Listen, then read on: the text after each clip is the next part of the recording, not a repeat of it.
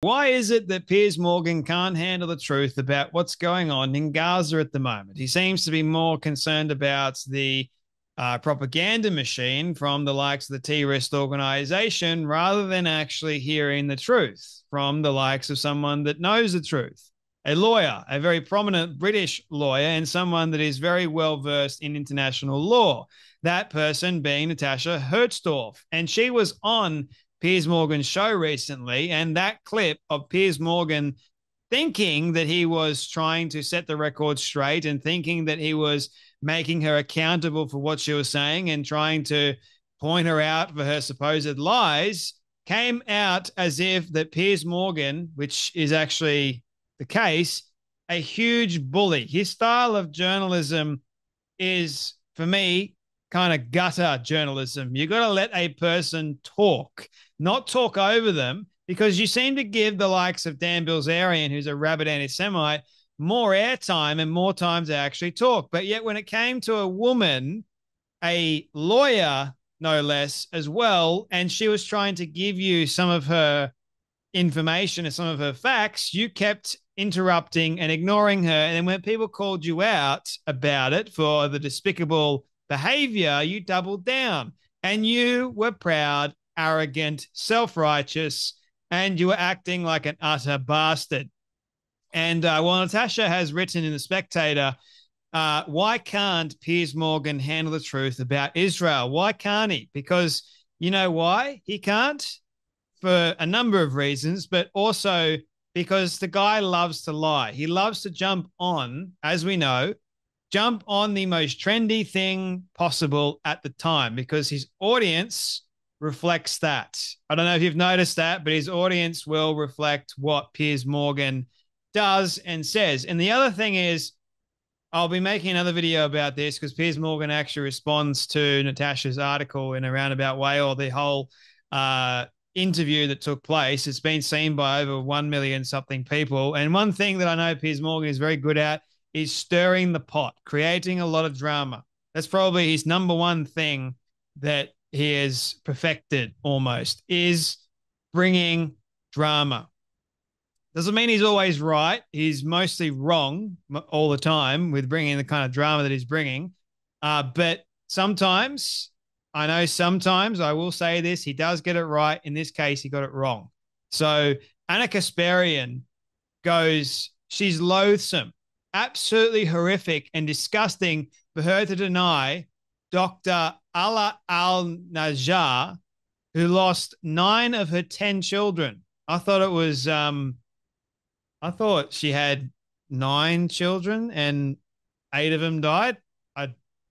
Anyway, and her husband in an Israeli airstrike. And Piers Morgan responds to her going, yes, despicable. And I've responded and I've said, she didn't deny anything. She never denied anything. She was merely pointing out, as any good lawyer does, she was pointing out that there is no real evidence or facts, and there are also conflicting accounts of what actually happened. So you can't really just go off face value. And that's when Piers Morgan let have it. So you don't believe that they were killed. You don't believe. How dare you? That's despicable. That's disgusting. It'd be like me saying, my mate was killed the other day.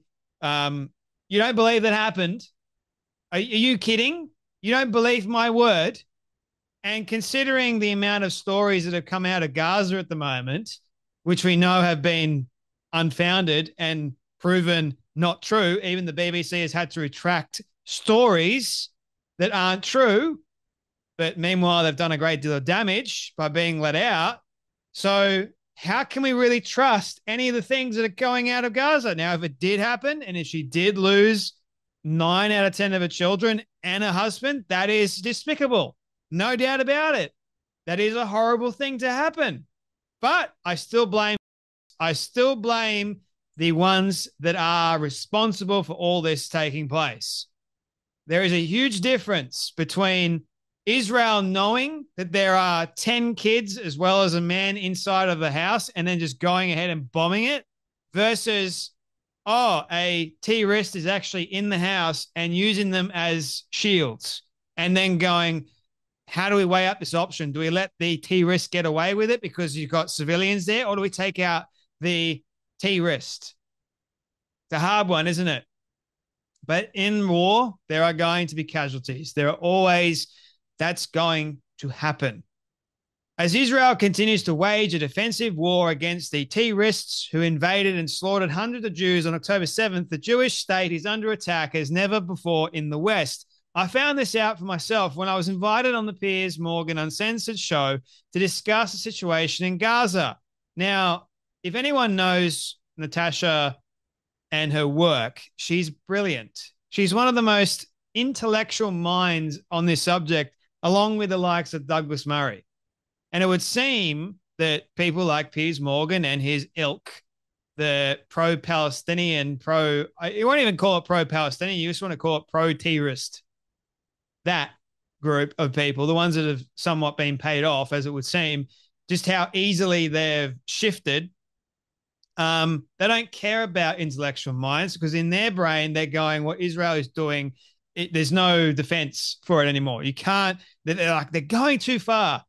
How far do you need to go in order to eradicate terror?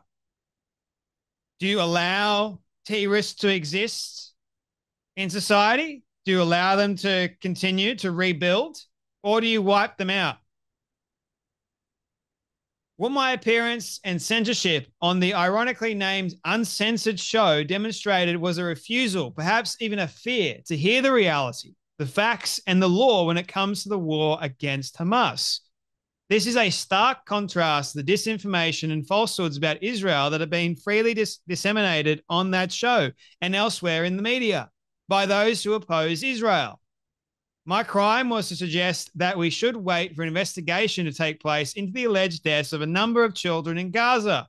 On May 23rd, the home of 2 doctors and their children was reportedly hit by an Israeli airstrike.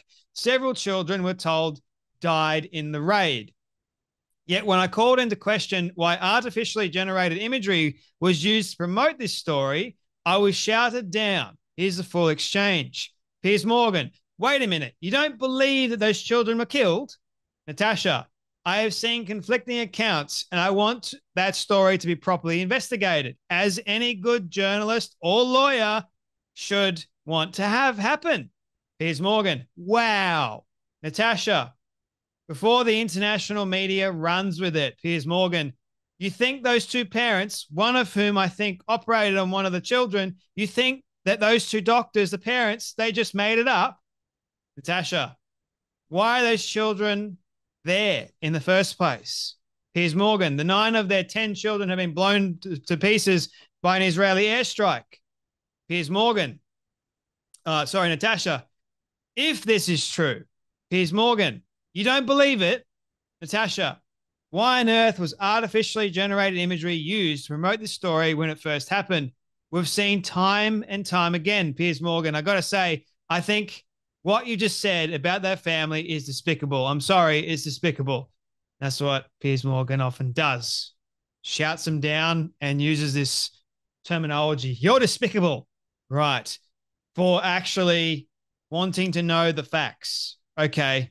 Being interrupted and harangued, or even having my volume turned down or line cut, is not a new experience for me in interviews.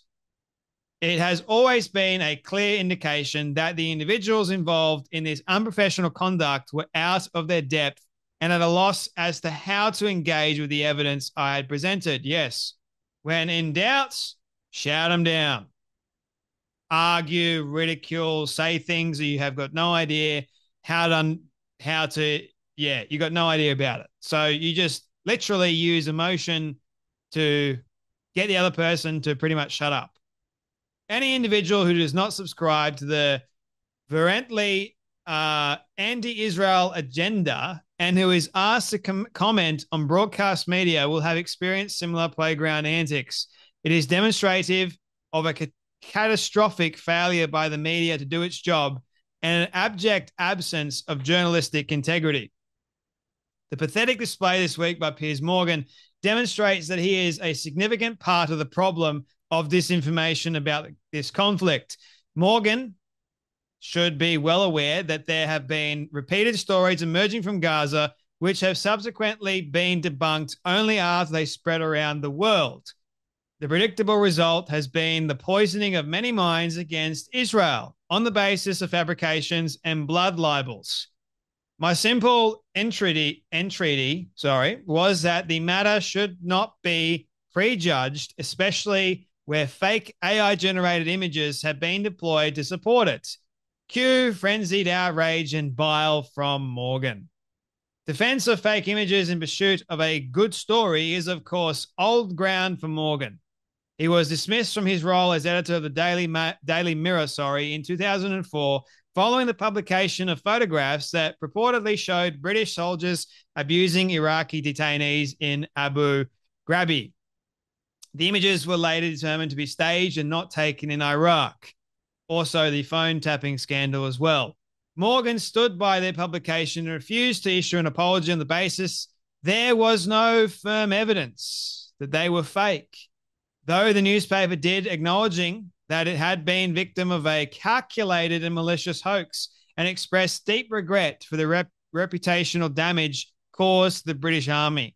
Morgan's defense of this decision to publish those fake pictures stemmed from his opposition to the Iraq War, in a disgraceful example of the ends justifies the means. Did you learn anything from that shameful incident? No. The way I was treated on Uncensored suggests not. At least when Morgan was in the employ of a national newspaper, he could be held accountable. Now that he's got his own show, no. But this no longer appears to be the case. He's now free to shout down his guests without consequence or remorse. The problem doesn't stop with Morgan. The unfair way in which Israel is presented in the Western media and the refusal to treat claims with skepticism misleads the public.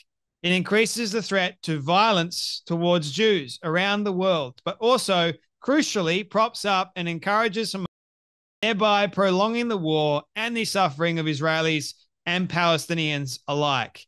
She is a brilliant mind, a fair mind, someone that understands this conflict more than most.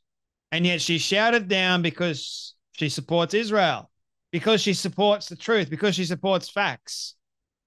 But apparently, if you support Israel, you're the enemy, because you're much rather inclined to support the terrorist than the ones that are trying to get rid of them.